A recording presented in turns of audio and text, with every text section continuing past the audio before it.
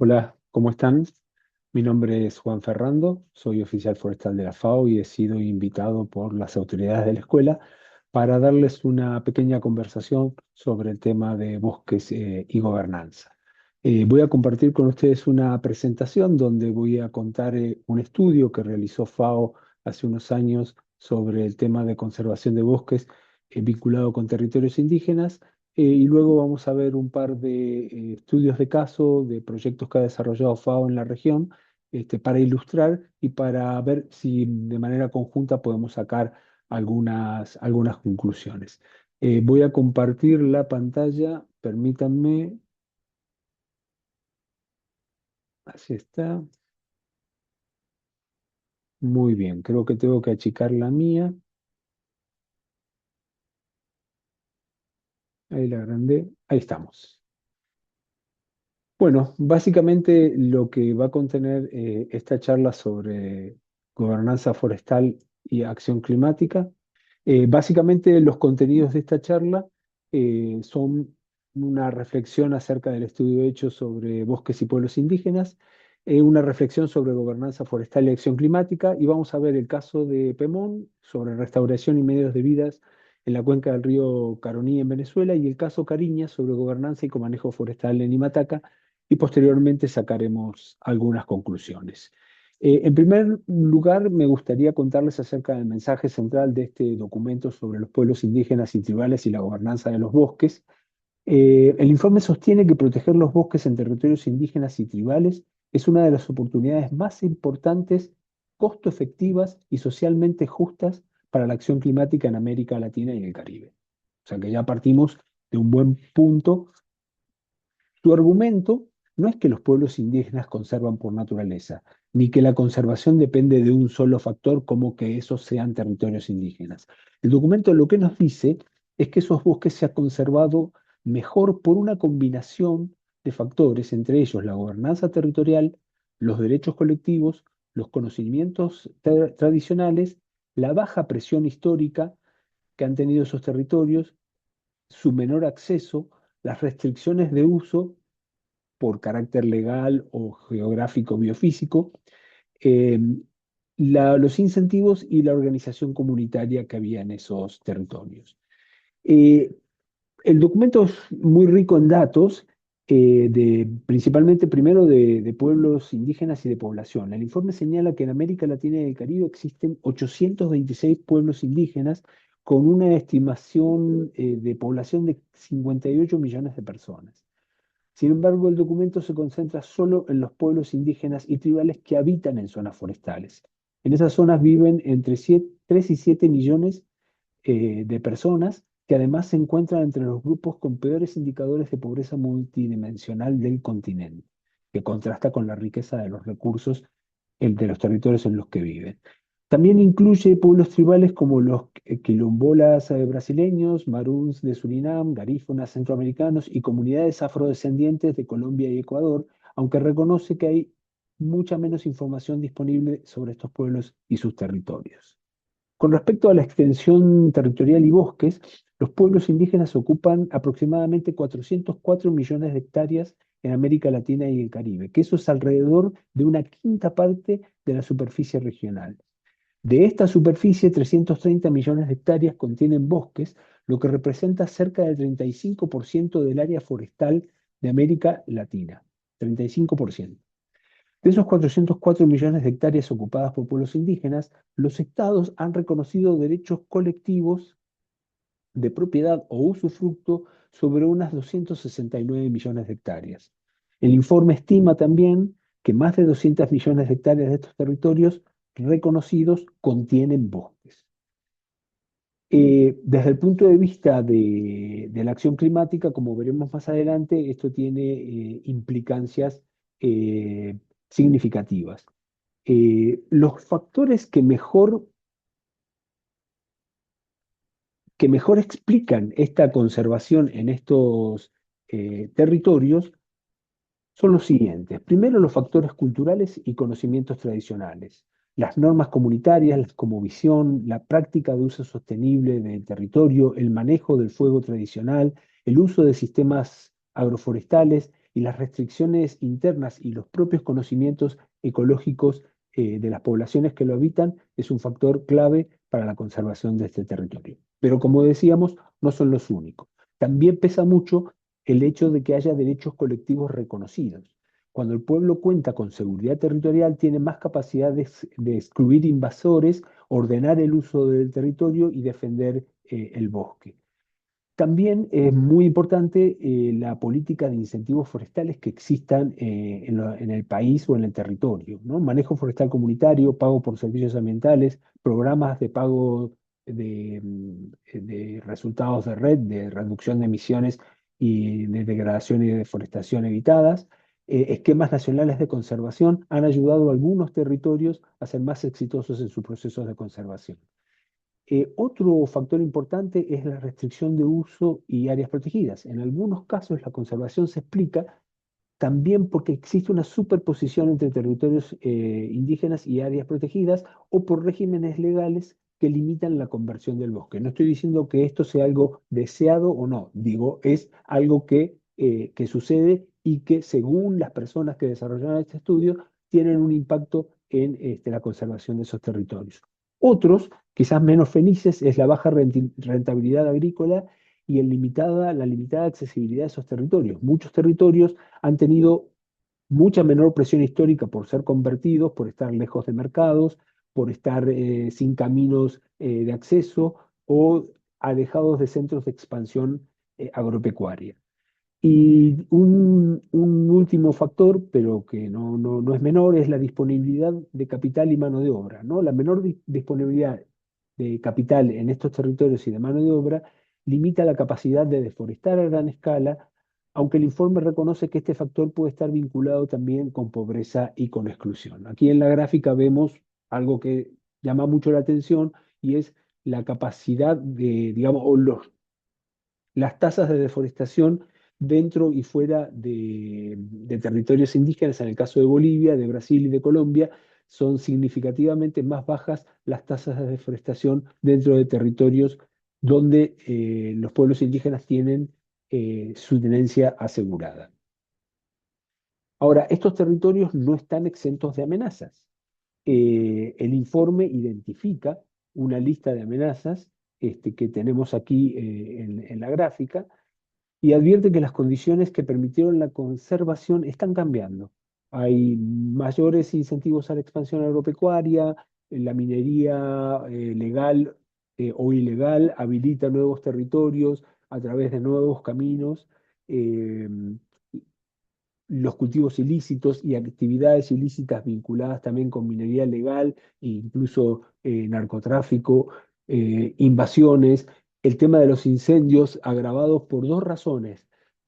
Por primero, un cambio climático que nos está poniendo unas condiciones más extremas, pero también una modificación del territorio y de los paisajes, donde hemos introducido o dejado que se introduzcan una serie de especies vegetales que son mucho más inflamables, haciendo que los incendios se propaguen en magnitudes que nunca antes habíamos presenciado. También el debilitamiento de los derechos tradicionales, cuando no existe un reconocimiento a esos derechos, muchas veces son la puerta de entrada a ese cambio de uso de la tierra, presión por los mercados, cambios tecnológicos. No lo quiero dejar por último, porque el cambio tecnológico es lo que ha permitido la expansión de ganadería y de cultivos como la soya en muchos de nuestros países. Obviamente el cambio climático y obviamente también la migración. Cuando la gente no encuentra opciones en su territorio y se va, ese territorio queda disponible digamos, la entrada de terceros y el cambio de uso de territorio también por pérdida de los manejos ancestrales que se hacían de los mismos. El informe propone bueno, esto es interesante, no quería entrar mucho, pero el informe no abunda mucho en cómo es la calidad del Estado y la presencia institucional, que es un factor que también podría pesar mucho, cómo, cómo se desarrolla esa economía política en la frontera agropecuaria y cómo se desarrollan esas políticas extractivas, digamos, si existen medidas institucionales contra la tala ilegal, contra la minería ilegal o no. También hay factores biofísicos, son terrenos menos fértiles, son terrenos en pendiente. También pesa la historia ocupacional del territorio, y también hay cierta heterogeneidad interna, no todos los territorios y no todas las poblaciones que habitan un territorio son iguales. El informe menciona, pero no abunda en mayores datos sobre esto, se lo vamos a pedir para una para una segunda etapa. Lo que sí sugiere el informe es que el reconocimiento efectivo de los derechos territoriales y colectivos es importante. No basta con reconocer derechos en papel, se requiere titulaciones, demarcaciones, protección frente a terceros, resolución de superposiciones y respaldo estatal, mucha más institucionalidad.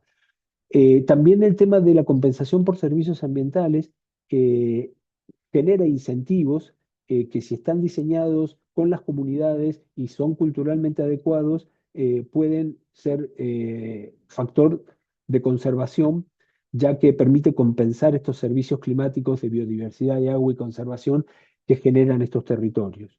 El manejo forestal comunitario, tenemos ejemplos, quizás el de Guatemala sea el más conocido, pero se propone que fortalecer sistemas productivos compatibles con el bosque, incluyendo la extracción de madera sostenible, productos forestales no maderables, la restauración, la agroforestería, el turismo y otras economías territoriales, potencian la conservación de estos territorios. La revitalización de la cultura y los conocimientos tradicionales. El documento no trata la cultura como algo decorativo, sino más bien como parte de la gobernanza del manejo territorial. Esto incluye transmisión intergeneracional, lenguas, normas, prácticas y conocimientos ecológicos generados por los pueblos tradicionales que habitan esos territorios. Y también el fortalecimiento de las organizaciones de base y la gobernanza territorial. El informe insiste en fortalecer organizaciones indígenas y tribales y mecanismos de decisión, planificación territorial, participación y el consentimiento libre, previo e informado de cualquier actividad que terceros quieran desarrollar en esos territorios. Las principales conclusiones de este documento las podemos encontrar o las podemos resumir en estas siete, ¿no? La primera tiene que ver con que los territorios indígenas y tribales son estratégicos para la mitigación climática. Como vamos a ver, el bosque es clave para la acción climática y el hecho de que los territorios indígenas y tribales apoyen la conservación de bosques eh, tiene un impacto enorme sobre la acción climática que puedan desarrollar los países. La segunda es que la conservación observada no debe explicarse por una sola causa. Como decíamos, no es porque la cosmovisión indígena lo permite solamente. Digamos, hay una multiplicidad de causas que eran las que mencionamos que tienen que ser observadas para que esto se cumpla. Los derechos territoriales son una condición central, aunque no suficiente, pero se requiere un reconocimiento efectivo, protección frente a invasiones, capacidad de gobernanza y respaldo estatal. No pueden cargar con la responsabilidad de solo pasarles la responsabilidad y no pasarles los recursos para poder conservar esos territorios. Eh, la cuarta, digamos, habla de una paradoja que enfrentan los pueblos indígenas y tribales, ¿no?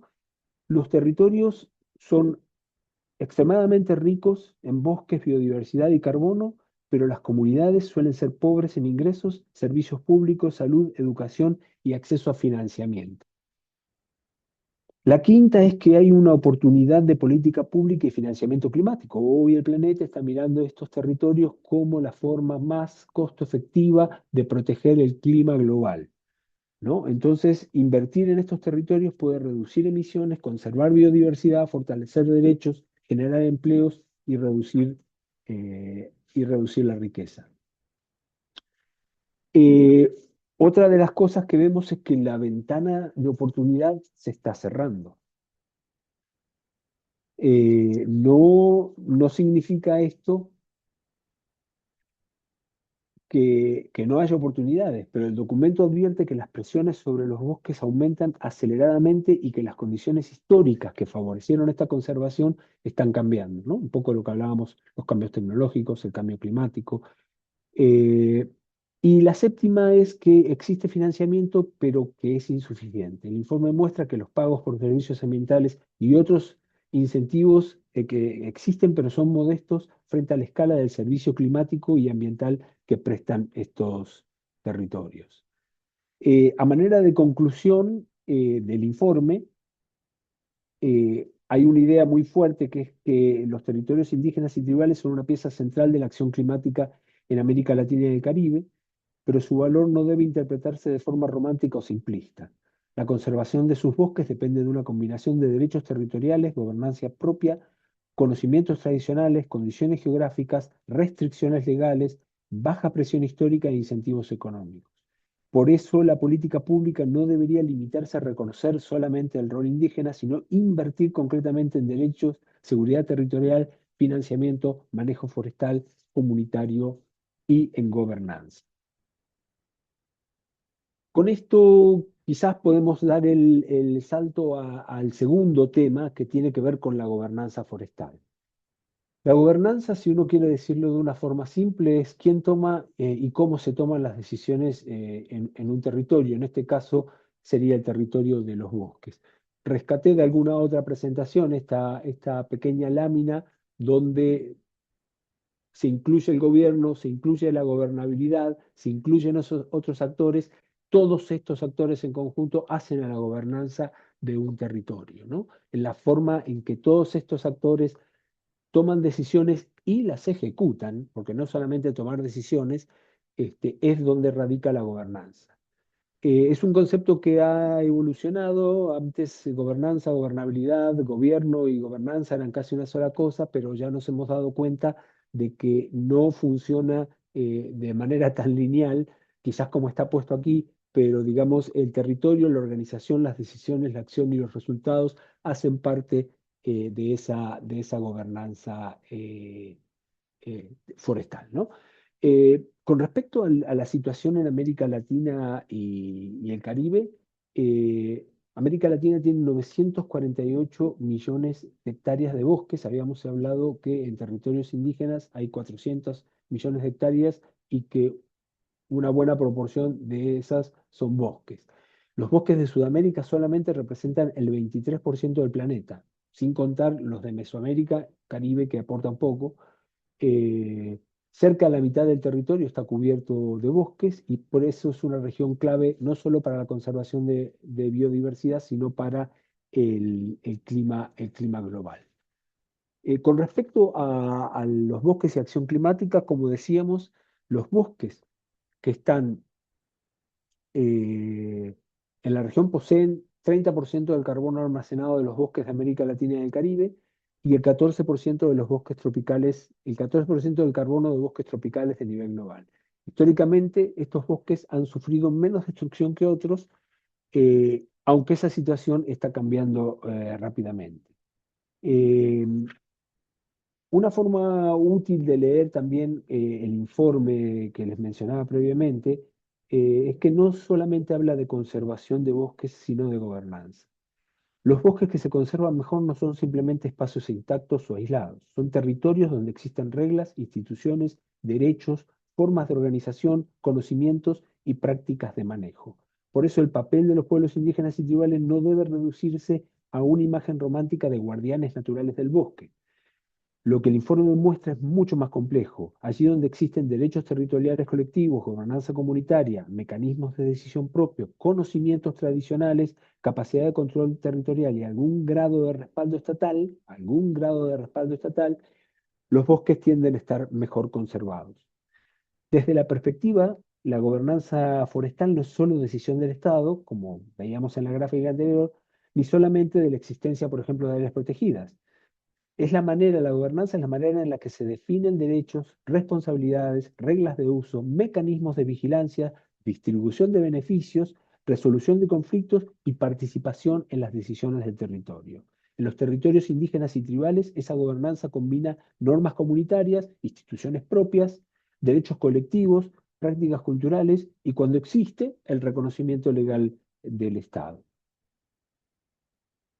Eh, El vínculo entre la gobernanza es central, el vínculo entre la gobernanza forestal y la acción climática es indisoluble.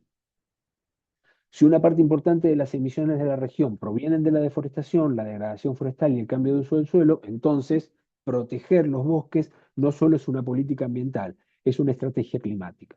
En ese sentido, fortalecer los derechos territoriales para apoyar el manejo forestal comunitario, compensar los servicios ambientales, revitalizar el conocimiento tradicional y mejorar la gobernanza territorial son medidas que pueden contribuir simultáneamente a mitigar el cambio climático, conservar la biodiversidad, reducir los conflictos y mejorar las condiciones de vida de las poblaciones históricamente excluidas. Aquí pongo tres de los elementos que se vinculan directamente con el bosque y algunas de las convenciones ambientales de Naciones Unidas. La de diversidad biológica, no tengo que explicar lo que significa los bosques de América Latina y el Caribe para la diversidad biológica, nuestros niveles digamos, de especies son altísimos. La regulación hidrológica, los bosques aseguran la calidad y cantidad de agua para los ecosistemas humanos y la producción de alimentos, además de regulación climática. Estamos hablando de impactos, por ejemplo, frente a eventos extremos de sequía, van a soportarse mejor si tenemos una buena regulación hidrológica y la captura y fijación de carbono por parte de los bosques, ¿no? Antes de entrar a los estudios de caso, quisiera darle unos datos recientes que han salido de un trabajo que FAO hace cada 5 años, que es la evaluación de los recursos forestales mundiales. El último salió el año pasado, se presentó en octubre de 2025 en Bali, y creo que van a reforzar un poco esta lectura que estamos haciendo de la importancia de los bosques. A nivel global, la deforestación se ha reducido respecto a décadas anteriores, pero aún sigue siendo muy alta. Entre 2015 y 2025, el mundo perdió por deforestación casi 11 millones de hectáreas, 10,9 millones de hectáreas por año. Sudamérica tuvo la tasa regional más alta, con una deforestación en el periodo de 4,22 millones de hectáreas por año, aunque esa cifra representa una reducción importante frente a los 8,24 que perdíamos en la década anterior, anualmente en la década anterior del 90 al 2000. Centroamérica registró, por ejemplo, unas 201.000 hectáreas de deforestación actual y Caribe unas 30.000 hectáreas. También es importante distinguir entre deforestación bruta y cambio neto de área forestal. La deforestación mide la conversión de un bosque a otro uso. Esto era bosque, ahora es agricultura, ahora es ganadería. El cambio neto resta las ganancias. ¿Por qué? Porque hay territorios que por alguna razón se deforestaron, luego quedaron abandonados o de manera activa las comunidades o el Estado procedió a su recuperación, entonces existe una expansión natural. Entonces, todo lo que perdí menos todo lo que gané me da el cambio neto. Sudamérica perdió alrededor de 4,10 millones de hectáreas, es decir, hubo unas 100.000 hectáreas por año de recuperación. El Caribe mostró una ganancia neta de 14.000 hectáreas por año, lo que confirma que en América Latina y especialmente en Sudamérica sigue siendo una región todavía decisiva para cualquier estrategia global en base a mitigación de cambio climático basado en bosques, ¿no? Tenemos altas tasas de deforestación, pero también es porque tenemos mucha superficie de bosque. Esa cuenta también hay que tenerlo, ¿no? No solamente perdemos, es que tenemos mucho para perder también.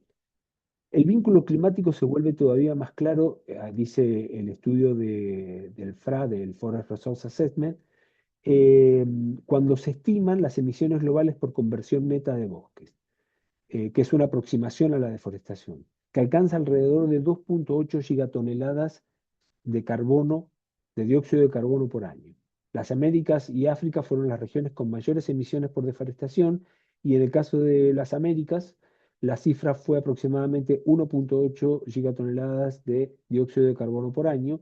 Y a nivel de países, Brasil aparece como el mayor emisor por conversión neta de bosques, con alrededor de 1.420 millones de toneladas de dióxido de carbono por año, seguido por República Democrática del Congo y Perú, este último con unas 130 millones de toneladas de dióxido de carbono por año.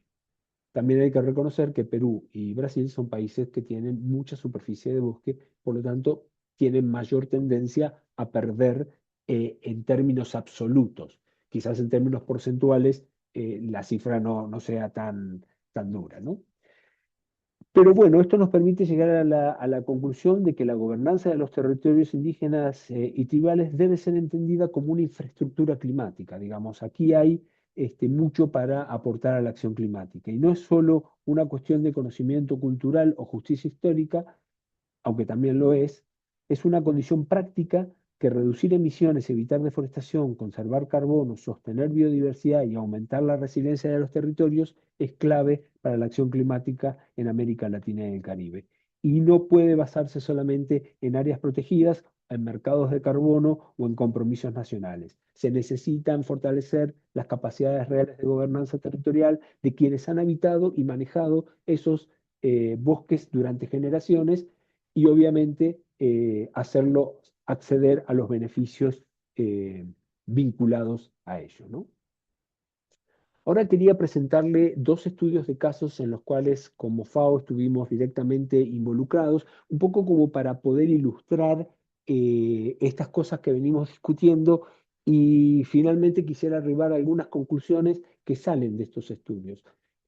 Aquí, como ven, hay un link a la presentación que yo les voy a hacer, pero a la presentación original. Yo la voy a hacer resumida, pero ustedes pueden acceder a ello. Y al final también les voy a dejar varios recursos que tienen que ver con monitoreo forestal, que tienen que ver con algunos de los casos que estamos presentando y que pueden ser de su interés para poder ampliar conocimientos sobre estos temas. El caso que voy a contarles ahora es parte de un curso de biodiversidad y restauración de sistemas agroalimentarios en América Latina y el Caribe que tenemos en línea y el cual pueden acceder. Yo les puedo hacer llegar el link. Es autogestionado, ustedes lo hacen cuando quieren, pueden hacerlo online o pueden descargarlo y hacerlo, digamos, por su cuenta y eso después le da acceso a una certificación. Entonces queremos contarle este caso de trabajo en Venezuela. Es un proyecto de conservación y uso sustentable de la diversidad biológica en la cuenca del río Caroní, en el estado de Bolívar, en Venezuela. La presentación la hizo en el marco del curso de restauración y biodiversidad Lilian Lara, que es nuestra coordinadora de proyecto. El proyecto se implementa, como digo, en Venezuela y lo hacemos en conjunto con el Ministerio de Ecosocialismo y la Asistencia Técnica de FAO y con fondos del programa GEF, que es la sigla en inglés, es el Fondo para el Medio Ambiente Mundial, quien nos da los recursos. Bueno, el objetivo del proyecto es mejorar la gestión y gobernanza y potenciar las capacidades institucionales para el uso integrado y sostenible del paisaje, conservación de la biodiversidad biológica y provisión de sistemas, servicios ecosistémicos con el fin de generar beneficios socioeconómicos eh, y sostenibles dentro del paisaje. El proyecto tiene cuatro componentes, voy a pasar rápidamente por ellos. Uno tiene que ver con capacidad institucional, el segundo, que está más vinculado con lo que nos interesa quizás hoy, que tiene que ver con la gestión integrada del paisaje y uso sostenible de la diversidad biológica y con un componente muy importante de restauración. Diversificación de medios de vida, porque como vamos a ver, muchas veces la razón de éxito para que terminemos teniendo procesos exitosos de restauración o procesos exitosos de conservación es que realmente existe un beneficio concreto para aquellos actores que están involucrados en la realización del mismo. Por eso un componente 3 tiene que ver con la diversificación de medios de vida en las comunidades en las que trabajamos. El componente 4 de gestión de conocimiento porque porque digo, me permite hacer gestión de conocimiento, traerles estas experiencias hoy a ustedes. La superficie total del área donde estamos trabajando, donde deberían impactar los resultados de este proyecto, son casi 10 millones de hectáreas del macizo guayanés en esta región de Venezuela. La superficie de intervención, que son áreas protegidas y son áreas bajo régimen especial que determina el gobierno de Venezuela, son casi 8 millones de hectáreas y básicamente son los municipios de la Gran Sabana y Angostura de la cuenca del río Caroní. Hay una población indígena y criolla aproximadamente de 44.000 habitantes y dentro del territorio en el que estamos trabajando hay 183 comunidades organizadas en 8 sectores. El 90% de la población es indígena, por lo cual el proyecto ha tenido un enfoque de género, generacional e intercultural bastante importante para poder alcanzar los éxitos que se pretendían.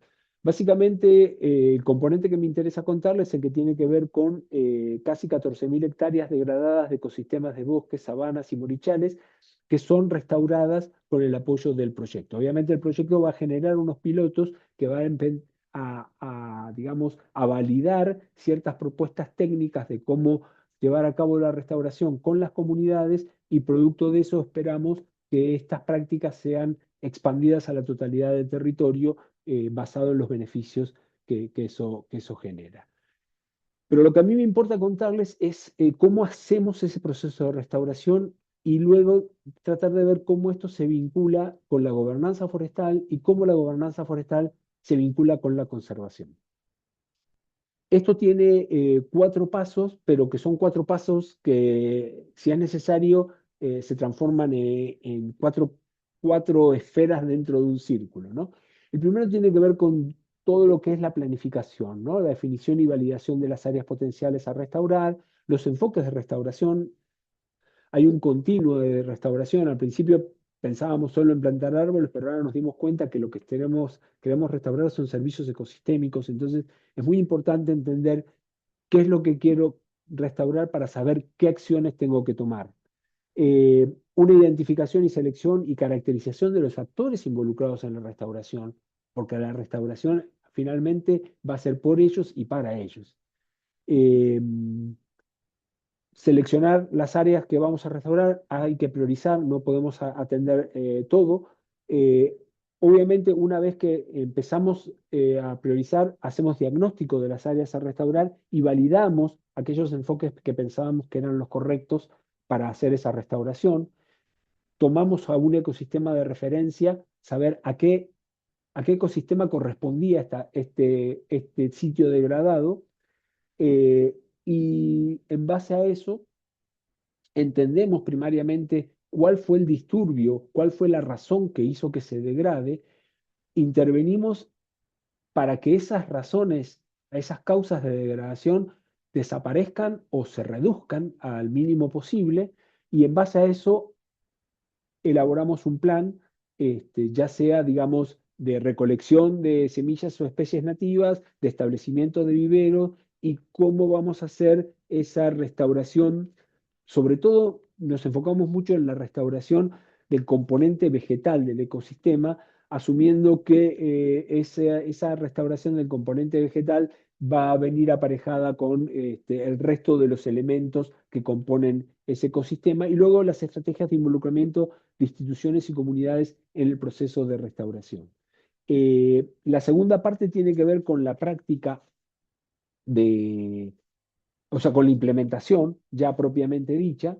El monitoreo participativo es muy importante, digamos, el compromiso de las comunidades, entender qué es lo que la comunidad necesita, qué servicio ecosistémico necesita restaurar y para qué, ser muy, digamos, partícipe en la implementación y también en ese monitoreo, ¿no? O sea, ver qué cosas salieron bien, qué cosas salieron mal, qué cosas tenemos que volver a repensar y replantear para alcanzar el cumplimiento de las metas.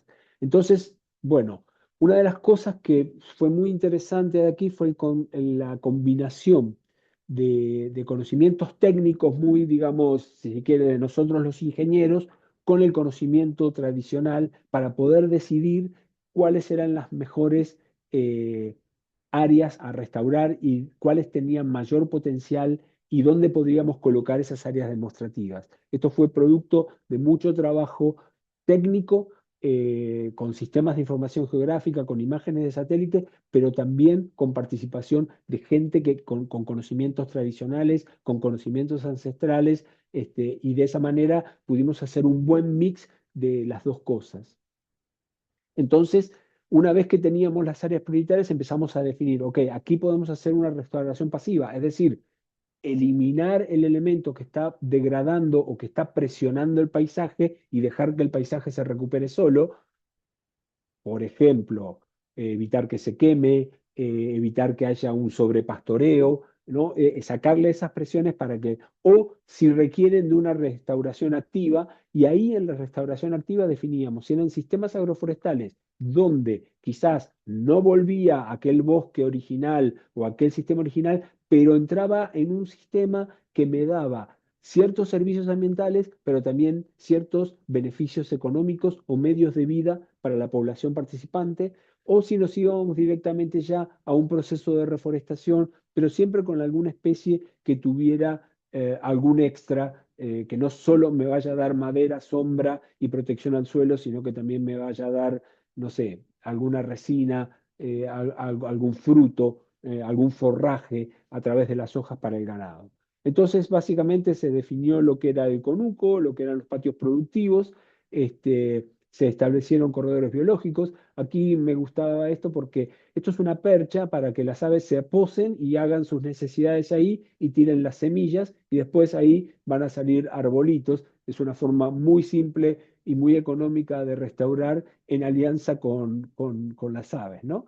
Entonces, normalmente lo que las aves siembran ahí es lo que ellas comen, así que eso nos garantiza que después vamos a tener en el futuro nueva provisión. Bueno, eh, como decía, los enfoques de restauración, trabajamos en zonas afectadas por minería ilegal, ahí directamente hay que plantar, hay que recuperar el suelo, ya no la vegetación.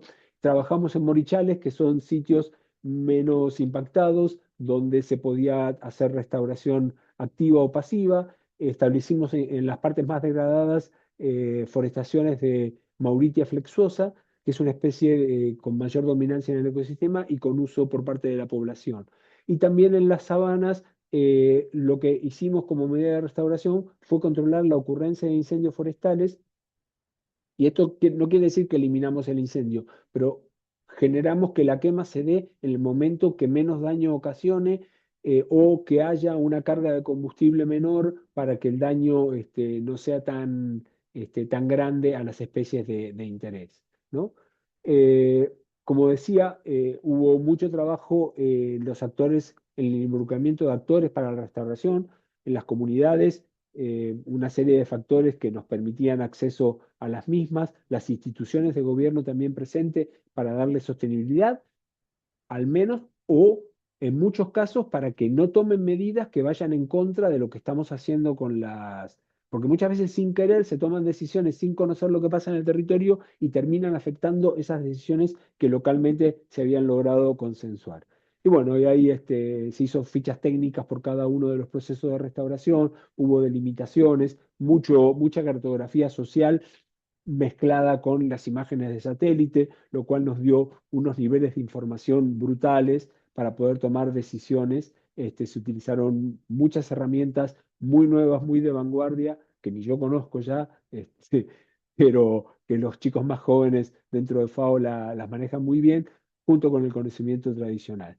Y bueno, básicamente cada comunidad tuvo una validación, se le proveyó de los mismos mapas que ellos produjeron artesanalmente, se les distribuyó como mapas ya más profesionales para que ellos puedan entender y manejar mejor el tema, ¿no? Entonces, aquí hay algunos de los números de las actividades que se realizaron.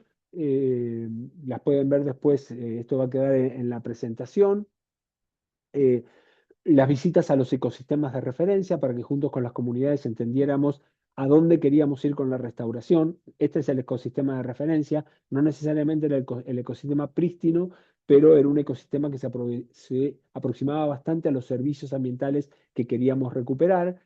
Todo el trabajo de recolección de semilla, no solo se hicieron viveros, sino se hicieron bancos de semillas, digamos, se hicieron plantaciones cerca de las comunidades con las especies para después no tener que ir en el futuro a buscar semillas muy lejos porque ya las tenían ahí y la gente podía ver, este árbol me gusta cómo crece, quiero de estos árboles, o esta fruta me gusta cómo sale, quiero de este árbol, ¿no? Entonces eso fue bastante interesante, ¿no? Se trabajó mucho material de comunicación con las redes de aulas abiertas productivas indígenas, que son las fortalezas que tienen las comunidades organizadas en estos sectores.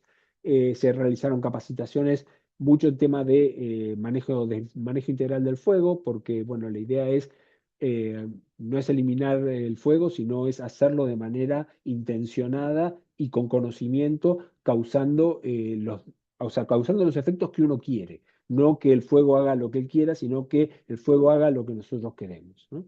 Esto fue básicamente el ejemplo de Caroní. Y el otro caso que les quiero contar, yo sé que ya estoy un poco jugado con el tiempo, voy a pasar un poco rápido, pero es un caso muy significativo también que quizás algunos de ustedes conozcan, que es el caso de Cariña, donde pasamos de la restauración al comanejo forestal y donde la generación de medios de vida para la población fue significativo para el éxito de este proyecto. Es un poco más viejo eh, y bueno, le llamamos Tucupu, las mujeres cariña, guardianas de los bosques de la República Bolivariana de Venezuela. Disculpen que tengo ejemplos de Venezuela, pero eran los que me parecían más significativos para las conclusiones a las que quiero arribar.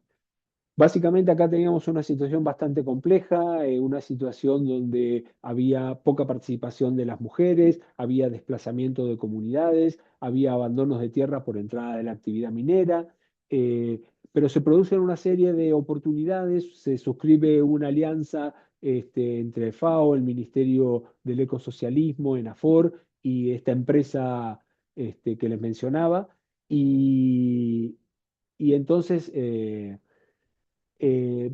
sucede que se da la ventana de oportunidad para poder trabajar con un grupo organizado, con nuevos liderazgos, donde había oportunidades, por ejemplo, como contar con acceso a bosques.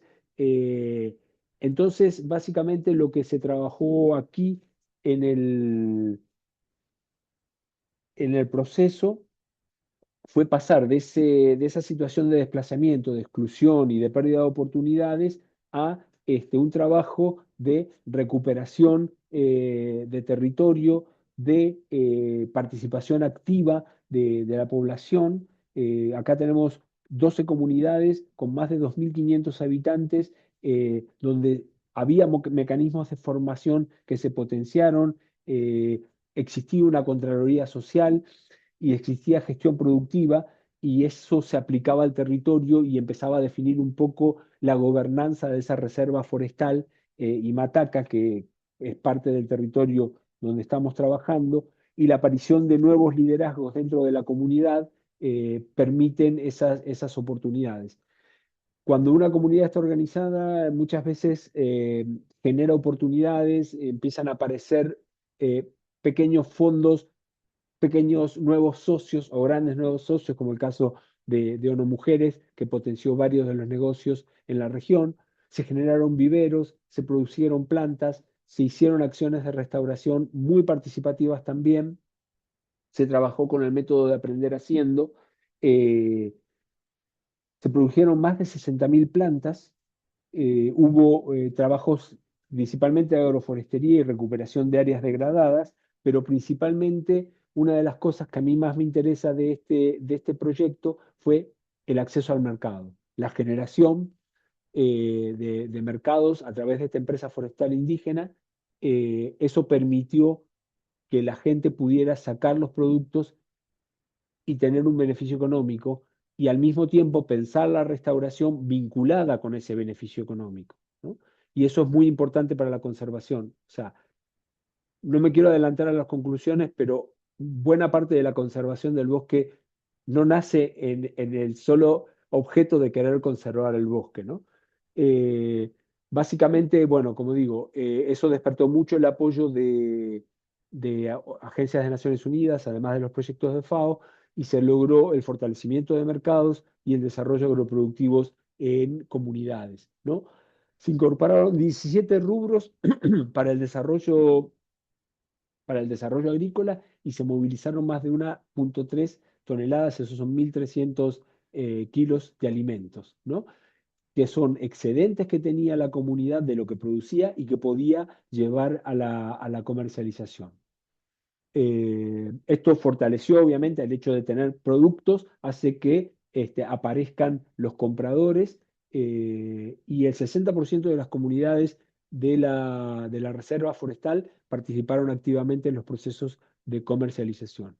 Y una de las cosas que trabajamos finalmente en los últimos tiempos fue la reactivación de casaberas que habían existido y que habían desaparecido justamente por todos estos procesos de desplazamiento. Logramos reactivarlas y bueno, eso permite, por ejemplo, pasar de 2 sacos diarios de casabe que hacían a 20 sacos diarios con el agregado de organización y algunas herramientas. ¿Qué fue lo que aprendimos de estos 2 casos que analizamos?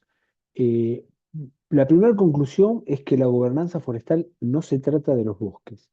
La gobernanza forestal implica gobernanza territorial, gobernanza de medios de vida, gobernanza de biodiversidad, gobernanza del agua, gobernanza alimentaria. Aprendimos también que la restauración es una forma de gobernanza y esto fue bien interesante porque acordar qué territorio se quiere construir es una acción de gobernanza y llevarlo a cabo más aún. La restauración no comienza cuando se planta el primer árbol, pasto, musgo, lo que sea que se vaya a restaurar. Pero en el caso de Pemón, por ejemplo, nos muestra algo distinto. Antes de plantar un árbol hubo que identificar prioridades, construir acuerdos, validar los acuerdos en mapas, decidir usos del territorio, porque si aquí voy a hacer una reforestación o voy a hacer un sistema agroforestal, es una decisión. Y fortalecer las capacidades para poder hacerlo. Entonces, restaurar también es una forma de crear gobernanza. La gobernanza es capacidad de decidir. La gobernanza es capacidad de tomar decisiones de manera colectiva sobre el uso de un futuro territorio o sobre el uso futuro de un territorio. No necesariamente la capacidad de ejecutar. El caso Tucupu es lo más impresionante para mí no son que hayan hecho 60.000 plantas y las hayan plantado, sino que a través de ese proceso las comunidades construyen una estructura capaz de planificar, fiscalizar, formar, administrar, producir y generar nuevas oportunidades, ¿no? La gobernanza genera resiliencia. La resiliencia climática es una consecuencia de la gobernanza. Esos territorios restaurados van a ser más resilientes climáticamente, van a generar mejores condiciones para la producción y eso se logra porque hay una gobernanza sólida. La comunidad responde mejor a incendios, la comunidad responde mejor a sequías, la comunidad responde mejor a invasiones, responde mejor a mercados cambiantes, ¿no? Como pasó aquí a la siguiente hora, ahí, ahí está. La gobernanza necesita de beneficios tangibles.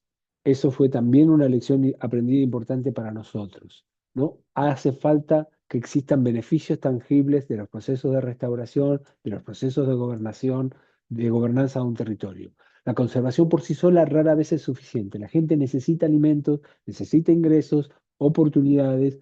Por eso, digamos, los documentos que estamos trabajando en el área de fauna silvestre, que es un tema que estamos tratando de desarrollar en la Amazonía, insisten en que los beneficios locales, los medios de vida, la gobernanza comunitaria y los derechos son claves para esos procesos de gobernanza. Y Tucupu termina desarrollando mercados, productos forestales no maderables, producción agrícola, cazaberas, gracias a todos estos, digamos, enfoques en productos tangibles que al mismo tiempo me generan restauración, que al mismo tiempo me generan conservación, recuperación de servicios forestales, gobernanza. La gobernanza no es solamente participación, la participación es un componente clave, pero ahí, digamos, no tengo gobernanza. Es participar, es decidir, es planificar, es ejecutar, es monitorear, es beneficiarse y es corregir lo que no salió mal y volver a empezar con el ciclo. La gobernanza se fortalece cuando combina conocimiento tradicional y conocimiento técnico. Eso me gustó mucho también del caso de cuando hicimos estos mapeos comunitarios, pero utilizando también todas las herramientas tecnológicas que hoy nos permiten los sistemas de información geográfico, el acceso a información satelital, ¿no? Entonces, no es una competencia entre ambas, sino es una complementariedad. La mejor información surge cuando se combinan mapas, monitoreos, SIG, drones, conocimiento territorial, observación local y sobre todo la experiencia acumulada. La biodiversidad puede ser un activo de desarrollo. Conservar biodiversidad no es renunciar al desarrollo, es una forma distinta de construir desarrollo. Los materiales de biodiversidad y fauna muestran que la biodiversidad genera alimentos, ingresos, sostiene polinización, sostiene fertilidad, sostiene resiliencia. La gobernanza necesita inclusión. Ampliar la participación fue la clave en el caso de Tucupo. Con nuevos liderazgos, con mayor participación de la comunidad, mayor integración de los miembros de la comunidad, se logra un proceso de transformación que empezó cuando cambió quién podía y quién no participar en esa toma de decisiones. Y después, algo que para mí no era tan obvio, que el objetivo final no es conservar bosques, que los bosques son un medio para alcanzar esos objetivos, ¿no? Entonces, desde FAO nos estamos dando cuenta que la conservación, no estamos promoviendo la conservación como un objetivo final, sino como un medio para generar bienestar, para generar seguridad alimentaria, para generar resiliencia, para generar salud, para generar medios de vida, para mantener identidades culturales, ¿no? Eso fue una de las cosas quizás que a mí me sorprendió un poco. Eh, Quisiera dejarles con tres mensajes claves y una reflexión final. Los bosques mejor conservados suelen encontrarse donde existe gobernanza territorial sólida. No hay duda de eso. La restauración funciona mejor cuando fortalece simultáneamente la naturaleza y los medios de vida. Y la acción climática más efectiva es aquella construida desde los territorios y junto a quienes viven en ellos. Y quizás la lección más importante es que la gobernanza forestal no se trata de proteger árboles ni bosques, trata de crear las condiciones para que las personas, las comunidades y los ecosistemas puedan prosperar juntos en el largo plazo. Cuando todo eso ocurre, los bosques se conservan como consecuencia de eso. Y eso fue, creo que, una de las cosas que aprendí trabajando en este tipo de cuestiones y con comunidades. Así que les agradezco mucho por haberme hecho parte de este proceso, de haberme hecho también trabajar sobre estas reflexiones y les dejo unos recursos. Espero que les compartan la presentación. Ahí están los links para entrar a una serie de videos que seguramente los van a encontrar muy útiles y complementarios a las cosas que hemos estado conversando en esta presentación. Así que muchísimas gracias y quedo a disposición de ustedes cuando necesiten alguna consulta, alguna charla, digamos, en vivo, presencial o virtual. Así que tengan buena tarde, buen día, donde quiera que estén y que, bueno, que la pasen bonito. Adiós.